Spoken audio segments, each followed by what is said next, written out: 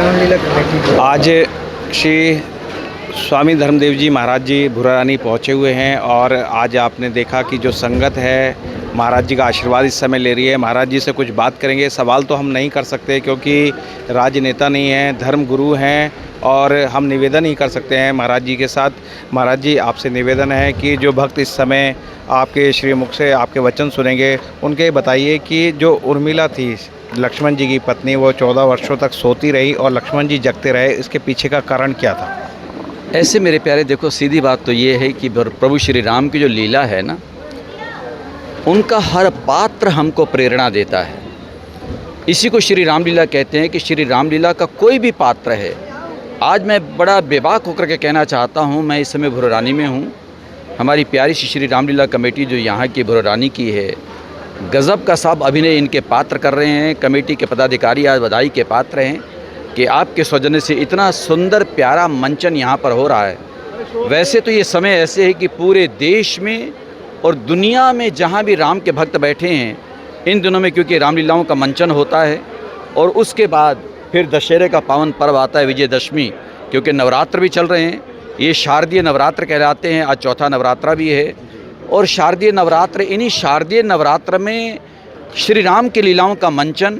और जब नवरात्र पूजे हो जाते थे, विजयदशमी, वो दशमी का दिन होता है, उसको विजयदशमी कहते हैं क्योंकि राम ने असत्य पर सत्य, अन्याय पर न्याय जैसे जीता, वो विजयदशमी कहलाई। वो दशमी की तिथि भी धन्य हो गई, दशहरा होता है। आइए मैं निवेदन करना चाहता हूँ, जो सवाल आपने भी किया उसका जवाब भी इसी के अंदर होगा कि श्री रामलीला के जितने पात्र हैं उसमें पुरुष हैं, नारी हैं, या रामा दल के हैं या रावण दल के हैं। बड़ी साफ साफ बात कहना चाहता हूँ, कोई ये ना कहे कि श्री राम दल के ही जो पात्र हैं या अभिनय करने वाले वो प्रेरणा देते हैं।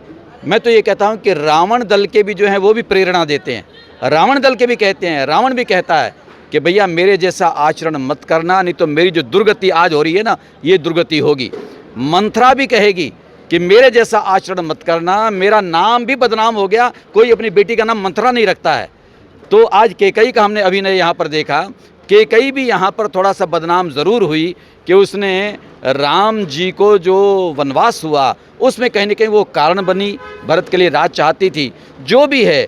लेकिन आज कैकई भी लगभग बेटियों का नाम लोग नहीं रखते हैं। तो ऐसे कुछ नाम जो बदनाम हुए, कुंभकर्ण कोई नाम नहीं रखता है, मेघनाथ लगभग कोई नाम नहीं रखते हैं, तो वो लोग भी प्रेरणा देते हैं। वो भी कहते हैं कि भैया हमारे जैसा आचरण मत करना, नहीं तो तुम्हारा नाम ही बदनाम हो जाएगा, कोई नाम नहीं रखेगा तुम्हारा। तो मेरा ये कहने का मूल भाव ये था, श्री रामलीला के समग्र पात्र, उसमें भगवती सीता भी है, कौशल्या भी है, सुमित्रा भी है, कैकई भी है, रावण भी है, प्रभु श्री राम भी हैं, लक्ष्मण भी हैं, भरत खास तौर पर उनका तो कहना ही क्या, वो भी हैं। ये सारे के सारे शत्रुघ्न सहित सारे पात्र अपनी प्रेरणा देते हैं। वहाँ जहाँ तक आपने उर्मिला का सवाल किया था, भैया उर्मिला जैसी भी कोई साध्वी होगी, हालांकि इनमें तपोमय जीवन नारी वर्ग का भी रहा। अगर सुमित्रा की बात करें, उनके दो बेटे, दोनों के दोनों बेटे, एक बड़ी रानी के बेटे को अपना बेटा दे दिया, कौशल्या जी के साथ जो है लक्ष्मण चला गया, क्योंकि दो उनके बेटे थे, लक्ष्मण और भरत, ये लक्ष्मण और शत्रुघ्न, ये दोनों सगे भाई थे, यानी सुमित्रा के बच्चे हैं। तो उन्होंने एक बेटा तो दे दिया बड़ी रानी के बेटे के लिए, राम जी के साथ जो है वो लक्ष्मण रहा, और एक बेटा अपना शत्रुघ्न, वो छोटी रानी, कैकई बेशक से छोटी रानी, लेकिन भरत को जो है वो छोटा भाई शत्रुघ्न वो दे दिया, छोटा बेटा। तो उसके साथ फिर इनकी जो जीवन संगनियाँ हैं उसमें आपने उर्मिला का कहा था। उर्मिला का त्याग, उर्मिला की साधना, उर्मिला का तप, वो वास्तव में आज प्रेरणा देता है कि आज उनके पति एक वहाँ वो साधना कर रहे हैं, राम जी के साथ लग कर के सेवा में अर्पित और समर्पित हैं।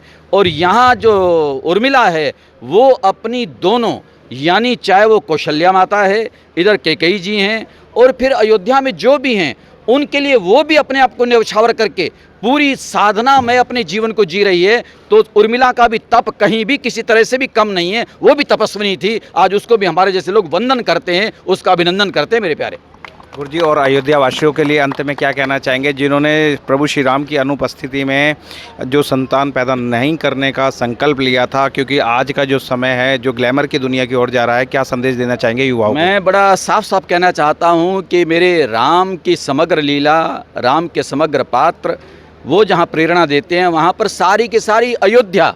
कमाल की बात तो ये है कि अयोध्या जहाँ पर हज़ारों लाखों लोग, मैं कह सकता हूँ, उस ज़माने में रहते होंगे, सारी अयोध्या ने आज ये प्रण कर लिया था कि श्री राम 14 साल के लिए वन में गए हैं तो हम भी 14 साल तक साधना करेंगे। यानी 14 वर्ष तक श्री राम के उस कार्यकाल का अध्यात्म का इतिहास बताता है कि अयोध्या में किसी के यहाँ संतान ने जन्म नहीं लिया था। यानी उनकी साधना थी, उनका संयम था, उनका तप था। तो आज भी वो प्रेरणा देता है कि हम अपने जीवन में राम के आदर्शों को, राम की जो लीला है, उसका मतलब यही है कि राम के जितने पात्र हैं, जो उनकी लीला है, जो उनका संदेश है, जो उनका उपदेश है, उसको जीवन में आत्मसात करें। तो मैं समग्र आज भुरारानी वासियों से, बल्कि मैं तो यूँ कहूँगा कि हमारी भुरारानी भी किसी अयोध्या से कम नहीं है मेरे प्यारे।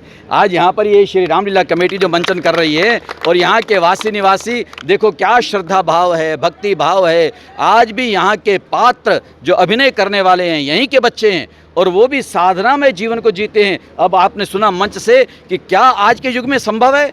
आज हम एक नए युग में, जिसको नया युग कहते हैं, 21वीं सदी में हैं, शताब्दी 21वीं चल रही है और इसमें लहसुन प्याज का इस्तेमाल ना करें ऐसे समय में जब रामलीला यहाँ पर हो रही हो। तो मेरे प्यारे बताओ कि इससे बड़ी साधना आज के युग में क्या होगी। तो हमारी भुरारानी किसी अयोध्या से कम नहीं है। यहाँ का प्रत्येक व्यक्ति, प्रत्येक बच्चा साधक है। और यहाँ से मैं कहूँगा कि बाकी सारे लोग भी प्रेरणा लें। हमारी भुरारानी और यहाँ की होने वाली रामलीला बाकी सबके लिए भी एक संदेश देने वाली है, प्रेरणा देने वाली है कि राम के आदर्शों को जीवन में उतारें, अपने जीवन को तपों में बनाएं, बड़ों का सम्मान करें, बड़ों की आज्ञा का पालन करें, भाई भाई का प्यार हो, माता पिता का आदर हो। ये श्री रामलीला हमको सिखाती है, इसको जीवन में आत्मसात करें। धन्यवाद मेरे प्यारे।